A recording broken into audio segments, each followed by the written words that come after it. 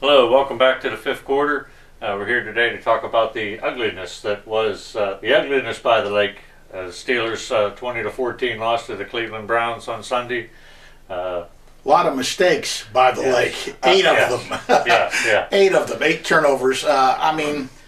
Honestly, I'm hard pressed to remember another game that is quite as bad as the performance by the Steeler offense. You have to go back to that 51-0 loss when they had like 8 turnovers in that game too. That was in 1989. But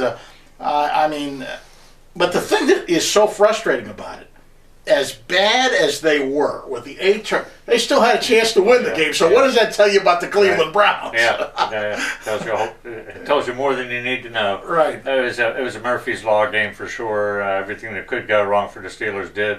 Even though it started off, as did the Baltimore game, on a very positive note. Interception return, 51 yards for a touchdown. And what were we talking about the other day? That we needed a splash play from the defense, and that's exactly what it did, but it didn't make any difference. No. The next possession the Steelers had when they got the ball was Rashard Mendenhall's fumble, and that was really just the opening of the floodgates. It was just the first fumble of the game. And you have to wonder where Mike Tomlin is going to go with the running backs right now, because everybody fumbled, and as he said after the game, everybody had a hand in this. They didn't hang on to the football. There's not much left to choose. Well, no, you got to choose one of them. Yeah. And it's funny. I was talking with some guys on the phone after the game, and I still think the guy who's best equipped to do the load right now is Jonathan Dwyer. Yeah, I agree.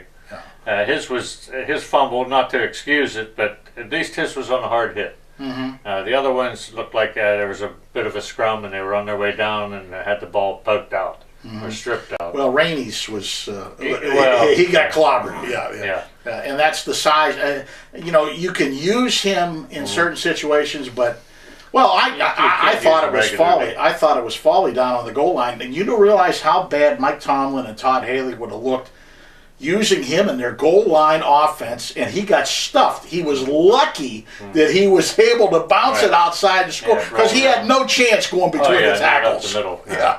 There was nothing there. But he did. He used his speed, got in the end. But they were lucky. Yeah. So lucky that they were playing the Browns. Just lucky that he was able to bounce it outside and do what he did, because. I'm just shaking my head. That's not the right combination to go up the middle, No. I think part of it is, I put part of the blame on Mike Tomlin himself. This is going to sound contradictory on my part. He had too quick a trigger. He was too anxious to pull a guy out for making a mistake. The second carry of the game, Rashard Mendenhall fumbles. Not that I disagree with replacing Mendenhall. I think Dwyer should have been the starter from the get-go. But, putting the guy in there as a starter and then taking him out in front of the whole... Well, you can't yo-yo these guys in and out. They can't get into a rhythm. They can't do what they're supposed to do. And, and I get back to Dwyer. He fumbled in that one game in Oakland.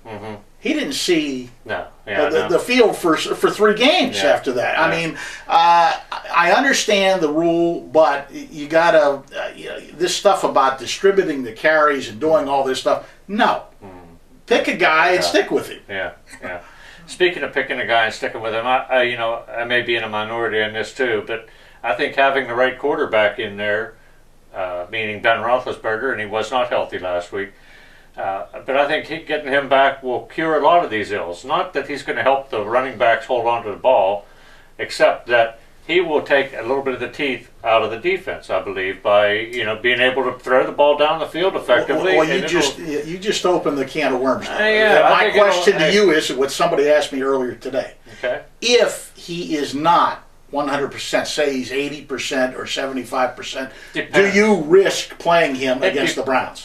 Against the Browns? I mean the Ravens. Against the Ravens. We'll get more into this in the next segment, but I think it depends on where the 80% is. I mean, if it's the rib that's still the issue, then absolutely not. It has to be 100%. If it's the shoulder or what the other ailments he had that's caused, that's 20% not right, then it might be worth it. Makes for a very interesting week as they prepare for the Baltimore Ravens. Baltimore Ravens, and I think it's safe to say they're no longer playing for the division title. No. I think they're kind of playing to be a spoiler and or maybe try to cling to that wild card spot. I hear Denver's pretty this time of year. Of course, we were just there last year. Yeah. Well, in any case, we will discuss the infinite possibilities in our next segment, right? Yeah. And that's I think we've devoted way too much time to the 2014 loss to the Browns. So that'll wrap up this edition of the fifth quarter. Thanks for tuning in. We'll see you next time.